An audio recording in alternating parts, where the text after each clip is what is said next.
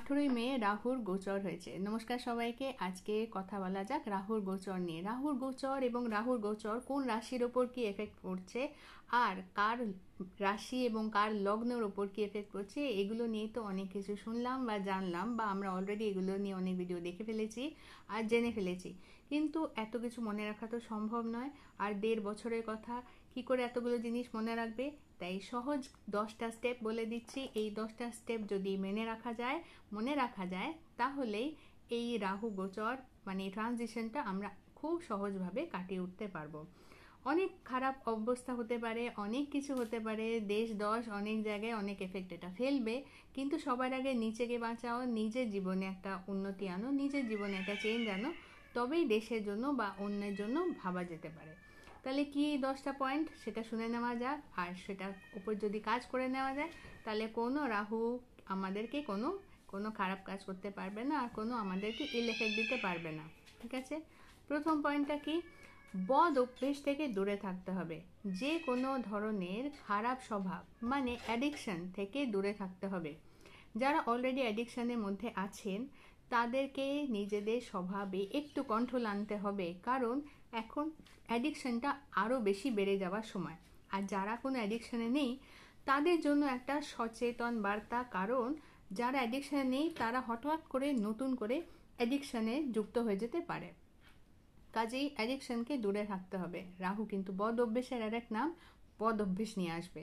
দ্বিতীয়ত হচ্ছে অকারণ চিন্তা করা বন্ধ করতে হবে। আমি একবারও বলবো না ওভার থিঙ্কিং, কারণ এটা ওভার থিঙ্কিং না, এটা হচ্ছে অযথা চিন্তা করা। কোনো কারণে অযথা চিন্তা যখনই মাথায় আসবে তখন নিজেকে অ্যালার্ম দিতে হবে, নিজেকে বলতে হবে যে আমি অযথা চিন্তা করছি, আর এই অযথা চিন্তাটা আমি করছি না, আমাকে দিয়ে করাচ্ছে আমার রাহু, কারণ সেটা আমার মাথার উপর এখন চেপে বসেছে। কাজেই অযথা চিন্তা করা যাবে না। যখন এরকম ধরনের অযথা চিন্তা মাথায় আসবে তখন সেই চিন্তাগুলো বাদ রেখে অন্য শুভ চিন্তার দিকে মাথা দিতে হবে। তৃতীয়, যতটা সম্ভব হলুদ রং পরুন। হলুদ রং জুপিটার মানে বৃহস্পতির একটা চিহ্ন, আর বৃহস্পতিকে রাহু খুব সম্মান করে। বলবেন যে রাক্ষস গুরু তো শুক্র, তাহলে শুক্র রং আমরা গোলাপি বা ফিরোজা বা সাদা কেন পরবো না? তার কারণ এটা, কারণ নিজের গুরুকেও উনি ইনফ্লুয়েন্স করে নিতে পারেন। কাজেই বৃহস্পতিকে কেউ ইনফ্লুয়েন্স করতে পারে না, আর বৃহস্পতিকে সকল প্ল্যানেটই খুব রেসপেক্ট করে চলে। কাজেই বৃহস্পতি শরণাগত হয়ে যান, স্বয়ং বিষ্ণু শরণাগত হবেন, আর হলুদ রং পরা শুরু করুন। হলুদ রং পরবেন, কাজে অনেক স্বাচ্ছলতা পাবেন। কালো রং আর ডার্ক ব্লু কালার যতটা সম্ভব অ্যাভয়েড করতে হবে। যদি ছেলেরা পরতেই হয় তাহলে নিচের বডি পার্টে পরবেন, ওপরের বডি পার্টে মানে শার্ট বা টি শার্ট এই রঙের পরবেন না। মেয়েরা তো যত সম্ভব একদমই অ্যাভয়েড করাটাই ভালো। নেক্সট পয়েন্ট নাম্বার 5, যতটা সম্ভব যদি সম্ভব হয়, এই রাহুর একটা খারাপ স্বভাব আছে আমাদেরকে ঈশ্বরের থেকে দূরে করে দেওয়া। যারা স্পিরিচুয়াল বিলিফে অলরেডি আছে, যারা ভগবানকে বিশ্বাস করে, যারা মন্ত্র পাঠ করে, যারা মেডিটেশন করে, যারা নিয়মিত মন্দির যায়, যাদের বাড়িতে নিত্য পুজো হয়, তারা হঠাৎ করে ভাববেন যে এই সব যেন বৃথা। কেন বা আমরা পুজো পাঠ করছি, কিসের জন্য আমরা মন্ত্র পাঠ করছি, এই মন্ত্র চ্যান্টিংয়ের জন্য কি আদৌ কোনো এফেক্ট আছে, কি ফল হবে, হঠাৎ করে এই হিসেবগুলো আপনারা কষতে বসে যেতে পারেন। কাজেই এই সময় এই সব ধরনের চিন্তাগুলোকে পাশে রেখে আমাদেরকে মনে রাখতে হবে ঈশ্বরের হাতটা শক্ত করে ধরা ছিল যেরকম, ওই রকমভাবে এখনও ধরে রাখতে হবে। কোনো রাক্ষসের প্ররোচনায় যেন ঈশ্বরের হাতটা ভুলেও ছেড়ে দেবেন না, কারণ এটাই হতে পারে। নেক্সট পয়েন্ট নাম্বার 6 আপনাদের জন্য হবে নীল ফুল ঠাকুরকে দিন। বিশেষ করে নীল ফুল দিয়ে মা দুর্গার পুজো করুন। যদি মা দুর্গা না হয় তাহলে যে কোনো দেবী রূপের পুজো করুন। যদি সেটাও না হয় তাহলে মহাদেব বা গণেশের পুজো করুন নীল ফুল দিয়ে। অপরাজিতা ফুল সব জায়গায় পাওয়া যায় খুব সহজেই, অপরাজিতা ফুল দিয়ে পুজো করার চেষ্টা করুন।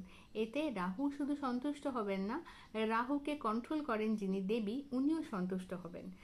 যদি লোয়ার অফিসারকে ঠিক করতে হয় তাহলে হায়ার অফিসার যদি হাতে থাকে তাহলে বাবা বলে লোয়ার অফিসারও ঠিক হয়ে যায়। এই কথাটাকে মাথায় রাখতে হবে।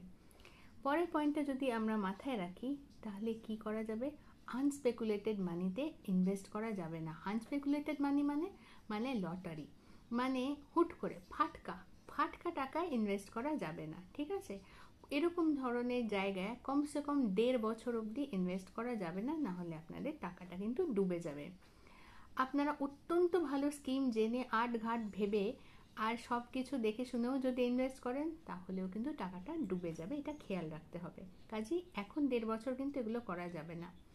যদি কারুর অলরেডি বিবাহিত কেউ থেকে থাকে, রাহুর দশায় আমরা চলছি, কাজেই রাহু আমাদেরকে বিয়ে করতে দেয় না। এখন এর ট্রেন্ড তো লিভ ইন করা, কেউ কমিটমেন্ট দিতে চায় না, কারণ রাহু আমাদের ইনফ্লুয়েন্স করে রেখেছে। রাহু লিগাল স্ট্যাম্পিংয়ে বিশ্বাস করে না আর করতেও দেয় না। যারা অলরেডি এই ফেজটার মধ্যে অলরেডি বিয়ে করে ফেলেছে 18 তারিখের আগে, তারা তো সুখী, বেঁচে গেল। কিন্তু যারা করতে পারেনি তাদের কিন্তু এই 1.5 বছর বিয়ে হওয়ার সমস্যা হতে পারে। যাদের সন্তান হয়নি তাদেরও সন্তান হতে এখন সমস্যা হবে এই 1.5 বছর। কাজে কোনো লিগাল ঝামেলায় যাতে জড়িয়ে না পড়েন, রাহু কিন্তু লিগাল ঝামেলা দিয়ে দেয়। সেই জন্য খুব বুঝে সুঝে কথা বলবেন, কারণ রাগের মাথায় হঠাৎ করে ভুলভাল চিন্তা করবেন, সেখান থেকে হবে রাগ, আর তার থেকে বলবেন ভুল কথা। সেই ভুল কথার দরুন আপনি কোনো লিগাল ইস্যুতে ফেসে যেতে পারেন, আর সেটা কিন্তু লম্বা চলবে। কাজেই সেটাকে অ্যাভয়েড করার জন্য মাথাটাকে ঠান্ডা রাখতে হবে। মাথা ঠান্ডা রাখার জন্য পরের পয়েন্ট কি, মেডিটেশন করার চেষ্টা করতে হবে। এখন অনেকেই বলবে যে মেডিটেশন করতে পারি না, এক জায়গায় বসতে পারি না, মেডিটেশনের কথা ভাবলেই মাথার চতুর্দিকে সব রকমের খেয়াল করে। এখন অনেক ধরনের মেডিটেশনের অ্যাপ এসছে। নিজের সাথে, নিজের স্যানিটির সাথে, নিজের সুস্থ মস্তিষ্কের সাথে কিছুটা সময় কাটানোর একটা অভ্যেস করতে হবে। পরের পয়েন্ট, শনিদেবকে প্রসন্ন রাখুন। রাহু কিন্তু শনিকে ফলো করে, কাজেই যেখানে শনিদেব সেখানে রাহু। শনিদেবকে প্রসন্ন রাখলে রাহুও খুব খুশি থাকে, ঠিক আছে?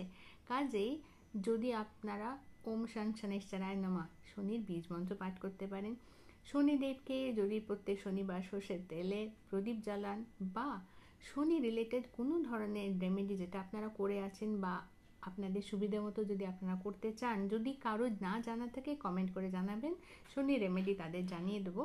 এরকম ধরনের যদি কেউ করতে চান তাহলে সেটা করতে পারেন, তাতেও কিন্তু রাহু উপকৃত হবে।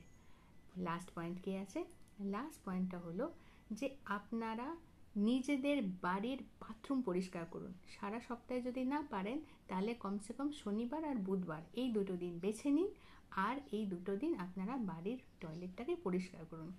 তাতেও কিন্তু রাহুর রেমেডি হয়ে যায়, খুব ছোট কাজ, আর বাড়ির মানুষের হেল্পও হয়ে যায়, আর নিজেরা নিজেদের বাড়ির একটা কাজ করলে বাড়ির সাথে জুড়ে থাকাও যায়। ঠিক আছে?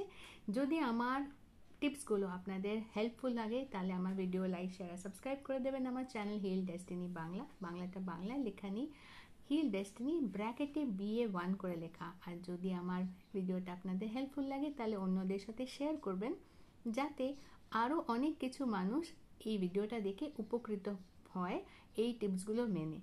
লোকের ভালো করলে নিজেদের আরও 10 গুণ ভালো হয়। ঠিক আছে? ভালো থাকবেন আর সকলকে ভালো রাখবেন।